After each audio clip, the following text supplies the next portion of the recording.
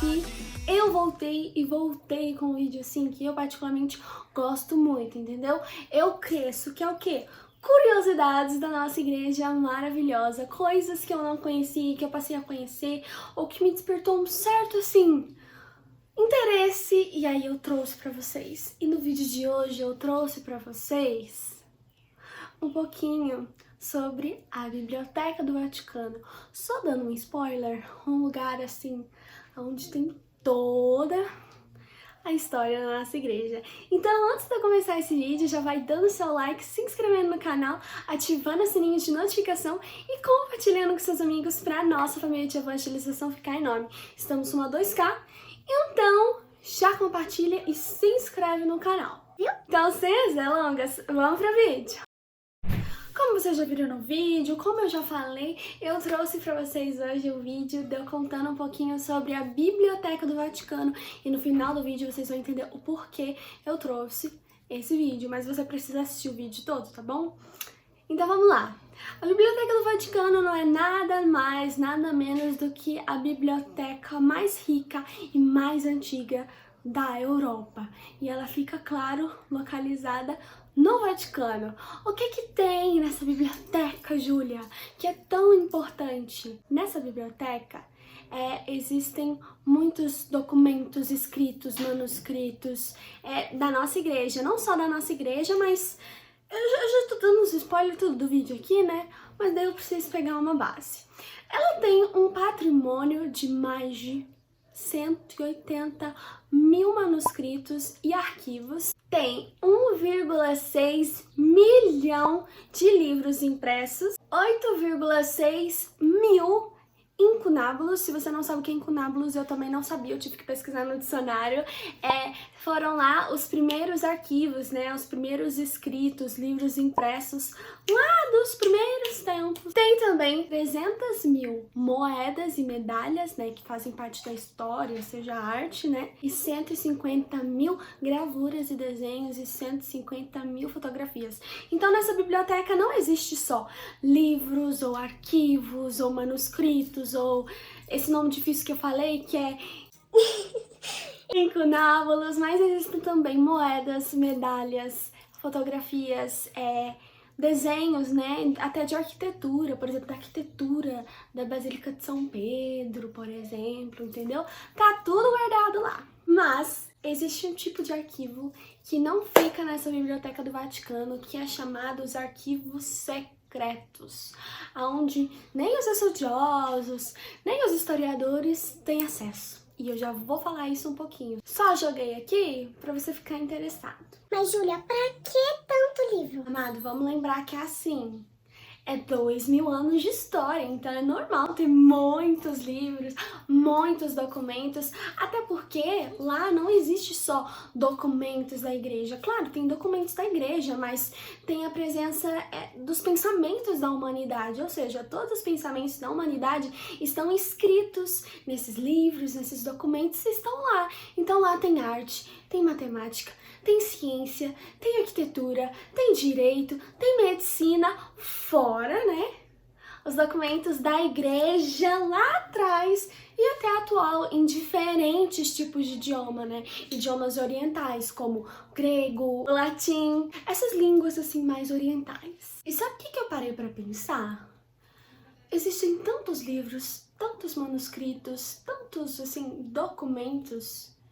Eu acho que no vídeo de hoje a gente tem que parar para agradecer a Deus pelos monges e pelos escribas que ficaram, ó, milhares de anos traduzindo e escrevendo esses manuscritos para que a gente possa ter acesso hoje. Porque lá vai uma curiosidade, lá na biblioteca existem muitos, assim, escritos, manuscritos originais, tipo, que não foram renovados, ou seja, eles conservam, deixa a versão original.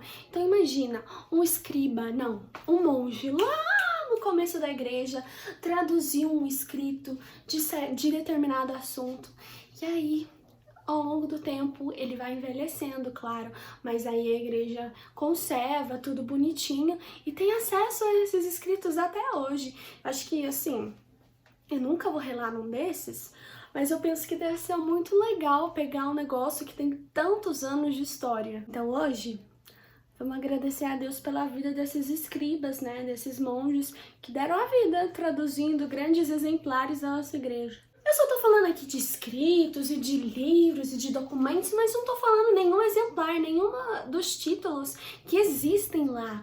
Mas eu trouxe para vocês aqui, ao longo da minha pesquisa, alguns títulos que me despertou uma curiosidade que tem lá e que, por exemplo, eu já ouvi falar na escola ou em pessoas falando. Como, por exemplo, Cartas de Amor, do Henrique VIII. Até esses dias para trás, né, na minha matéria de história, a gente estava estudando sobre a Reforma Protestante, e aí tocou no assunto de Henrique VIII, e lá também existe a carta de renúncia, né, pedindo não renúncia, mas o divórcio do casamento de Henrique VIII. Então, isso também existe lá no Vaticano. Existem manuscritos ancestrais da China. E outra coisa que eu também achei muito curiosa é que lá tem uma das 50 Bíblias, né, primeiras Bíblias, que foram feitas para o primeiro imperador romano cristão, que é Constantino. Então, lá tem um exemplar dos 50 exemplares que foram feitos da Bíblia para Constantino. Top, né? Tu só deve estar vendo esses nomes e não tá entendendo nada, se você é menor, claro. Mas se você, por exemplo, tem a minha idade, por exemplo, sobre Constantino, sobre Henrique VIII, eu já vi na escola. Então eu achei, assim, super interessante. Mas se você ainda é criança e você não entendeu muito sobre isso, se você nunca ouviu falar sobre isso, né? Um dia você vai ouvir e você vai falar, poxa vida, a Júlia tinha falado isso no vídeo dela. É mais títulos de documentos, livros, escritos que vocês querem? Então eu vou dar mais alguns para vocês. Lá também tem escritos papais, correspondências diplomáticas. Lá existe cartas de Michelangelo, sim, o artista Michelangelo, e processos de inquisição, como por exemplo Galileu Galilei. Se você já assistiu o vídeo até aqui, eu acho que você lembra de uma parte aqui, ainda nesse vídeo, que eu comentei que existem coisas, documentos escritos que são guardados separadamente, que são chamados os arquivos secretos. Logo quando a gente escuta, né, arquivos secretos, isso já desperta muita curiosidade na gente, até porque tudo que é secreto surte, assim, um certo interesse. E eu vou confessar pra vocês, eu fiquei curiosa porque eu confesso que eu sou uma pessoa meio curiosa pra saber que documentos eram esses, o que faziam lá e por que estavam, assim, meio que secretos.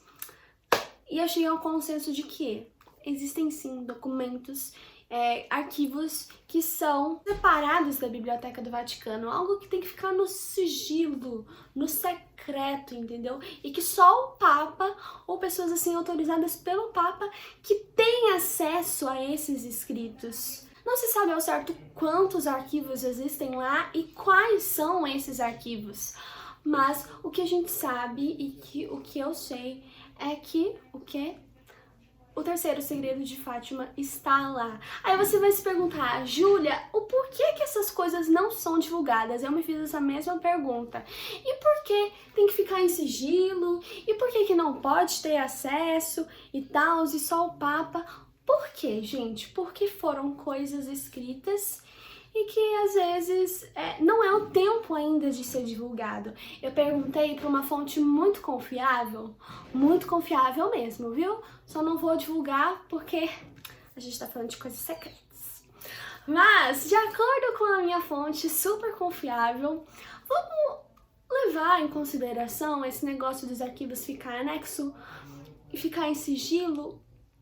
Vamos pegar a frase no tempo de Deus, entendeu? As coisas, elas ficam guardadas, mas às vezes é porque o povo não tá preparado para escutar, ou às vezes se for divulgado vai causar muita polêmica, vai deixar o povo aterrorizado. Então assim, o Papa, a igreja, né, sabe o momento certo de divulgar certas coisas, entendeu? Até João Paulo II deu uma palhinha ali do terceiro segredo de Fátima há muito tempo atrás, né? Mas ainda não se sabe se existem mais coisas, entendeu? Então, por enquanto, a gente tem que guardar a curiosidade, entendeu? Vai ficar meio que no sigilo. Mas, no tempo de Deus, né, gente? Quem sabe daqui anos, séculos, eu espero que não, sei lá, um tempo ainda determinado, as coisas sejam divulgadas. Eu não sei, gente, o tempo de Deus é incerto. Às vezes, ó, pode ser um dia aqui pra nós, mas pra Deus pode ser 100 anos. Não tô dizendo que deu pra entender, entendeu?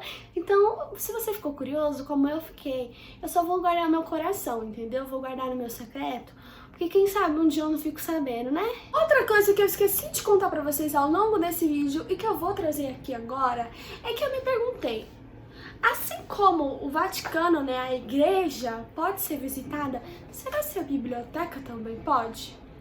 De acordo com um site que eu vi na internet, dizia que atualmente a Biblioteca do Vaticano ela é fechada para o público, só historiadores ou estudiosos autorizados têm acesso a documentos normais da igreja, da humanidade. Agora, os secretos é só o Papa mesmo, como eu já tinha dito. E outra descoberta bem legal que eu fiz é que eu vi uma matéria de 2017 onde falava, né, um pouquinho sobre a Biblioteca do Vaticano, mas também contava que uma empresa japonesa estava começando o processo de digitalização dos documentos da igreja. O que é digitalização, Júlia? Eles estão pegando os escritos originais e estão meio que fazendo um escaneamento para que as pessoas, assim, possam ter acesso através da internet esses documentos para que também não danifiquem, né, a versão original e não tenham tanto acesso à versão original, até para não correr risco de estragar, né. Nessa matéria que eu vi, também falava que vai demorar 18 anos para tudo, assim, tudo, se não tiver atraso, para tudo ser escaneado. Mas eu penso que é para um bem maior, né, vai ser escaneado e tal, para que as pessoas possam ter acesso e também não possam colocar em risco as versões originais. Bom, eu acho que eu falei tudo. Na verdade, lembrando aqui na minha cabeça, eu não consigo lembrar de mais nada. E conferindo aqui com o meu roteirinho, eu não tô lembrando de mais nada e eu não tenho mais nada pra falar, mas você deve estar se perguntando, Júlia, o porquê você trouxe esse vídeo hoje? Eu trouxe esse vídeo hoje pra você porque não existe idade, não existe o tempo em que você possa estudar a igreja. E é isso que eu quero despertar com você nesse vídeo. Para você começar a partir de hoje, criar mais interesse pelas coisas da igreja, pelos escritos, porque quando você lê, você faz experiência de saber que a igreja é a fé, mas ela também tem uma história, ela tem, assim, todos os acontecimentos. E aí você vai vendo o quanto a nossa igreja é bela e o quanto Deus é perfeito e Ele foi construindo, né, a nossa história. Então, não importa a sua idade, não importa se você é adolescente, se você é jovem, se você é adulto, se você é criança, para você começar a criar gosto pelos estudos da igreja, pelos livros da igreja. E é isso, eu queria, através desse vídeo, trazer, assim, uma curiosidade, que é algo que eu creio que muitos que estão assistindo esse vídeo não conhecem. Eu não achei nenhum vídeo no YouTube, assim, de uma pessoa falando sobre a Biblioteca do Vaticano. Então eu quis trazer esse vídeo e eu espero muito que vocês tenham gostado. E eu espero muito que você aí desperte no seu coração nesse vídeo o desejo de conhecer um pouquinho mais sobre a igreja. Eu tenho esse desejo, sabe? Eu gosto de ser uma pessoa que tem um conhecimento, entendeu? Eu tenho uma meta pra minha vida que quando eu for adulta, eu quero ser culta, entendeu? Eu quero saber das coisas. Quando eu for conversar, eu quero ter argumento, não só, sabe? Não quero ter só argumento, não. Eu quero ter conhecimento, entendeu? Pra eu saber o que eu tô falando. E por isso nós precisamos estudar. Confesso que eu não gosto muito, não. Mas se me cria um interesse, entendeu? Eu dou uma pesquisada, eu estudo, que nem foi com a Biblioteca do Vaticano. Mas é isso, eu espero muito que vocês tenham gostado do vídeo. Não esqueça de avaliar ali pra mim, deixar seu like, se inscrever, ativar o sininho e compartilhar. E comente aqui embaixo se você gostou do vídeo, ideias de vídeos, porque eu sempre vou pegando as ideias de vocês. E se Deus quiser, na semana que vem, eu volto com mais um vídeo nesse canal maravilhoso, viu? Que Deus abençoe muito você, uma ótima semana, faça a sua semana acontecer. E é isso. Um beijo, que Deus abençoe você novamente, porque Ele precisa abençoar mesmo cada um de nós. Tchau!